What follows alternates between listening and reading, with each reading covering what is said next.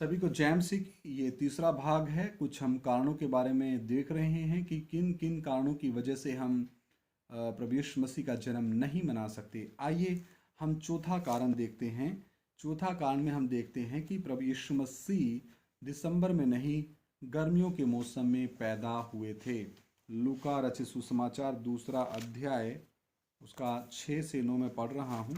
ये हमने पिछली वीडियोस में भी कवर किया है। लूका रचित सुसमाचार दूसरा अध्याय और उसका 6 से 9 वचन। लूका रचित सुसमाचार दूसरा अध्याय 6 से 9। उनके वहां रहते हुए उसके जनने के दिन पूरे हुए और वह अपना पहलौठा पुत्र जनी और उसे कपड़े में लपेटकर चरनी में रखा, क्योंकि उनके लिए सराय में जगह ना थी। और उस देश में कितने गडरिये थे जो रात को मैदान में रहकर अपने झुंड का पहरा देते थे। कब देते थे पहरा? रात को। तो अगर वहाँ पे 25 दिसंबर का मौसम होता, जो कि वहाँ पे बड़ा ठंड वाला मौसम है, बर्फबारी वाला मौसम है, और तो उस मौसम में वहाँ पे भेड़ों का रुकना संभव नहीं है। तो फिर अगर भेड़ ही वहाँ सर्दियों में नहीं रुक सकती, तो फिर गडरिये किसका पहरा दे रहे थे? वो चरवाहे किसका पहरा दे रहे थे? तो स्पष्ट है कि उस समय मौसम बहुत अच्छा था, ठीक था, अनुकूल था, ताकि आराम से भेड़ें उस मौसम में बैठ कर के आराम कर सकें और उस मौसम में चरवाहे भी उन भेड़ों की रखवाली कर सकें। तो ये हमने पिछली वीडियोस में कवर किया है।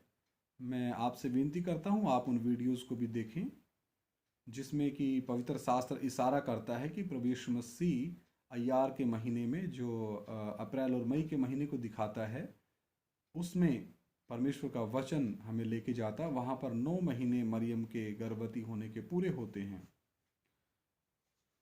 आगे हम देखते हैं।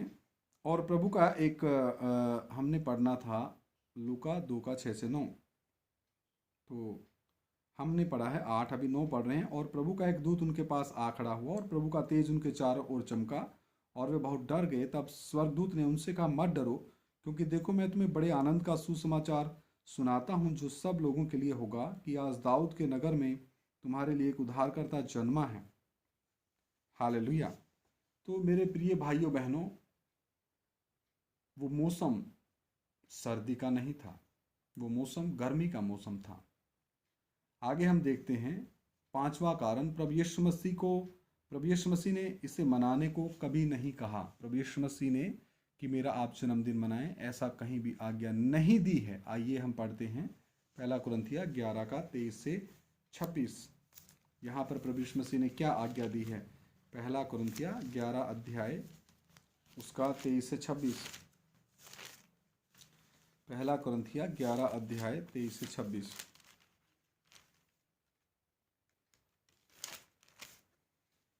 क्योंकि यह बात मुझे प्रभु से पहुंची।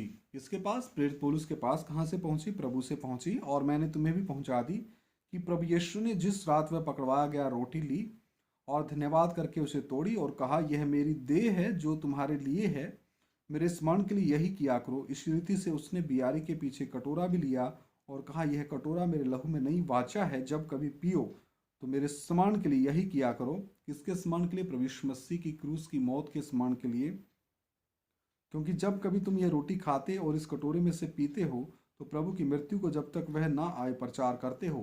तो जब प्रभु यीशु मसीह जो अल्फा और ओमेगा है, प्रभु भोज की आज्ञा दे सकता है प्रेरित पौलुस के द्वारा, तो वो क्या अपने जन्म की जो तारीख है उसको प्रेरित पौलुस को बताने में क्या भुलक्कड़ साबित हुआ?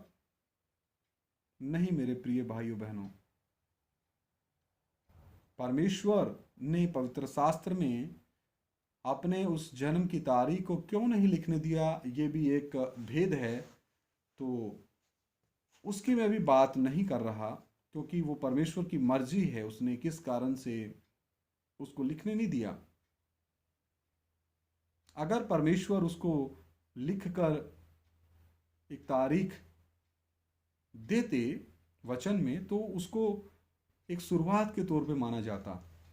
लेकिन वचन तो कहता वो अल्फा और ओमेगा, सबसे पहला और सबसे आखिरी है। तो आप समझने की कोशिश कीजिए। यहाँ प्रभु भोज की बात और आज्ञा परमेश्वर ने पौलुस को पहुंचाई है, पवित्र आत्मा ने पहुंचाई है। तो फिर अगर ऐसी बात होती तो वो जरूर, पवित्र आत्मा की अगर मर्जी होती तो जरूर जन्मदिन की भी बात, 25 दिसंबर के बारे में भी चर्चा कहीं ना कहीं जरूर होती, जैसा कि पवित्र शास्त्र में देखने में नहीं आता है।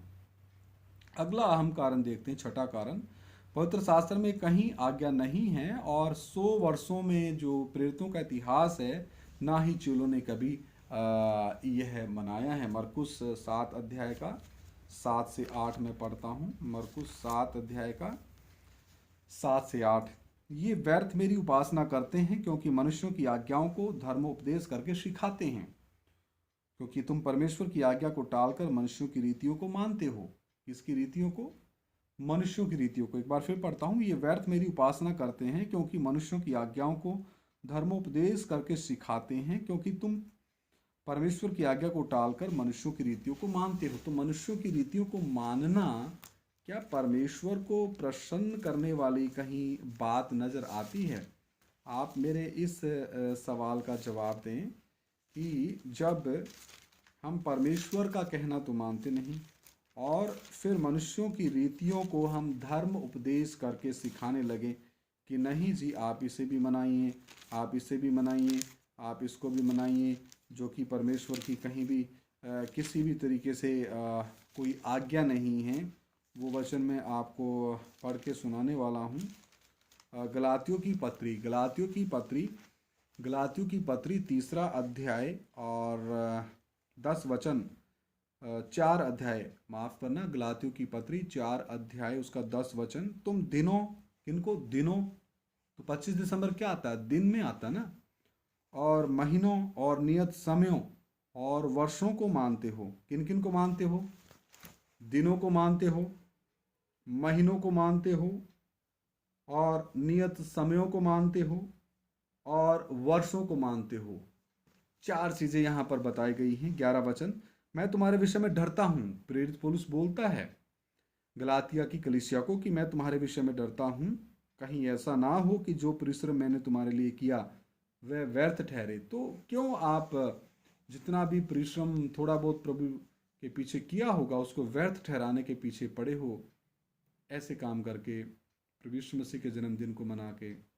माफ़ करना, सत्य कड़वा है, नीम का पेड़ भी कड़वा होता है लेकिन उसके फायदे बहुत हैं। तो ये उपदेश बहुत कड़वा है, जो इसको हजम करेगा उसके लिए फ़ायदेमंद ये साबित होगा, आप ये यकीन मानिए। आगे हम आखिरी काम देख के हम प्रार्थना करेंगे। यह पाप है। हम पढ़ते हैं इब्रानियों की पत्री, प्रभु यीशु मसीह का जन्मदिन मनाना क्या है? पाप है। इब्रानियों की पत्री 7 अध्याय उसका 25 से 28 हम पढ़ते हैं।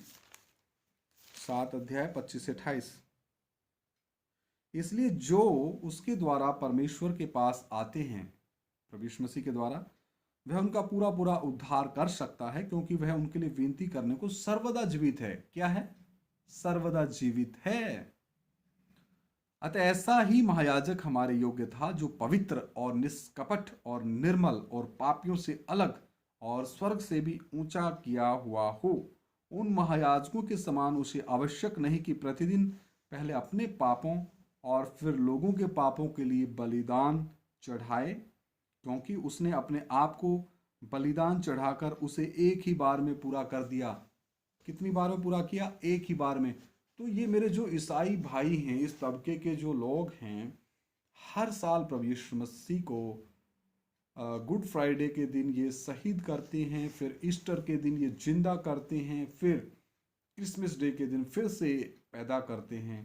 तो ये जो गलातियों की पत्री 4 अध्याय में हमने पढ़ा, तुम नियत दिन, नियत महीनों, नियत समयों और नियत वर्षों को मनाते हो। मैं डरता हूँ, प्रेरित पौलुस कहता है, मैं डरता हूँ कहीं मेरा जो परिश्रम है व्यर्थ ना हो।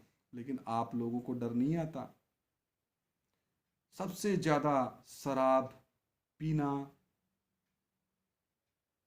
देखा जाता है क्रिसमस डे को। तो वचन में लिखा है कुरिन्थियों की पत्री में, 1 कुरिन्थियों 6 अध्याय में, कि पियक्कड़ परमेश्वर के राज्य के वारिस नहीं होंगे। 1 कुरिन्थिया और उसका 6 अध्याय 10 वचन मैं पढ़ रहा हूँ। ना चोर, ना लोभी, ना पियक्कड़, ना गाली देने वाले, ना अंधेर करने वाले परमेश्वर के राज्य के वारिस होंगे। यहाँ पे लिखा पियक्कड़, तो बहुत पीते हैं। 25 दिसंबर को खुश होकर के जन्मदिन हुआ है जी। वो हमारे पाप और श्रापों के लिए वो देह में प्रकट हुए हैं। पहला तीमुथियुस 3:16 हमने पढ़ा है। वो हमारे स्थान पे मरे हैं जहाँ पे हमें मरना चाहिए था। जिस अधलोक की आग में हमें जाना चाहिए था, वहां पर हमारे सृष्टिकर्ता परमेश्वर की आत्मा और प्राण गए हैं। आप ध्यान दीजिए, आप अलर्ट हो जाइए मेरे प्रिय भाइयों बहनों। तो यहाँ पे 28 वचन फिर पढ़ता हूँ। क्योंकि व्यवस्था तो निर्बल मनुष्यों को महायाजक नियुक्त करती है, परंतु उस शपथ का वचन जो व्यवस्था के बाद खाई है, उस पुत्र को नियुक्त करता है जो युगान युग के लिए सिद्ध किया गया है। पहली चीज इसमें हमने देखी है कि एक ही उसने अपने आप को बलिदान चढ़ाकर उसे एक ही बार में पूरा कर दिया। हर साल बलिदान चढ़ाने वाले भाइयों बहनों, आप लोग सुधर जाओ। प्रभु यीशु मसीह ने एक बार ही बलिदान किया है, तो आप लोग हर साल मारते हो, जिलाते हो, फिर 25 दिसंबर को फिर से पैदा करने का जो वो रस्मों को आप मानते हो, जैसा कि परमेश्वर का आज्ञा है ही नहीं। आगे मैं पढ़ता हूं इब्रानियों की पत्री 9:26 से 28। नहीं तो जगत की उत्पत्ति से लेकर उसको बार बार दुख उठाना पड़ता, पर अब युग के अंत में वह एक ही बार प्रकट हुआ। यहां भी वचन लिखा प्रकट हुआ। आपके दिमाग में यह बात क्यों नहीं बैठती? जगत के अंत में वह एक ही बार प्रकट हुआ ताकि अपने ही बलिदान के द्वारा पाप को दूर कर दे। और जैसे मनुष्यों के लिए एक बार मरना और उसके बाद न्याय होना नियुक्त है, वैसे ही मसीह भी बहुतों के पापों को उठा लेने के लिए एक बार बलिदान हुआ। कितनी बार? एक बार। आप लोग कितनी बार करते हैं? हर साल करते हैं। और जो लोग उसकी बात जोहते हैं, उनके उद्धार के लिए दूसरी बार बिना पाप उठाए हुए दिखाई देगा। अब इसमें क्या आप लोगों को शक रह गया? एक और वचन पढ़ के हम प्रार्थना करते हैं। इब्रानियों की पत्री 10:12 और 13। परंतु यह व्यक्ति तो यानी प्रभु यीशु मसीह पापों के बदले एक ही बलिदान सर्वदा के लिए चढ़ाकर परमेश्वर के दाहिने जा बैठा। मतलब अपने परमेश्वर तव के एक ही बार बलिदान चढ़ाकर सर्वदा के लिए, और उसी समय से इसकी बाट जो रहा है कि उसके बैरी उसके पांव के नीचे की पीढ़ी बने। तो मेरे प्रिय भाइयों बहनों, हमने परमेश्वर के बैरी नहीं बनना, हमने परमेश्वर के प्रिय पुत्र बनना है। ये वचन जो आपने सुने हैं, जिनको मैंने 3 छोटे छोटे भागों में कवर किया है पवित्र आत्मा के मदद के द्वारा, आप इनको समझिए, सुनिए और मनन कीजिए। अपने जीवन को व्यर्थ मत बर्बाद कीजिए। 7 कारणों के बारे में हमने चर्चा की है। ये सर झुकाएं, प्रार्थना करें। महान जीवते परमेश्वर, अनुग्रहकारी प्रभु यीशु मसीह, मैं आपका धन्यवाद देता हूँ। थोड़ी देर तेरा जीवता वचन सीखने के लिए आपने हमें कृपा दिया, और गहराई से आप हमें सिखाएं ताकि तेरा वचन एक एक भाई बहन, बच्चे बुजुर्ग नौजवान सबको समझ में आए, कोई भी नाश ना हो प्रभु, सब बचाए जाएं प्रभु। सब जान ले कि प्रभु यीशु मसीह अल्फा और ओमेगा है, उसका ना तो कोई जन्म है बल्कि वो प्रकट हुए हैं। ये प्रार्थना प्रभु यीशु मसीह के सामर्थ्य और पवित्र नाम से मांग लेते हैं। सुनो और ग्रहण करो, आमीन। सभी को जय मसीह की। मारानाथा।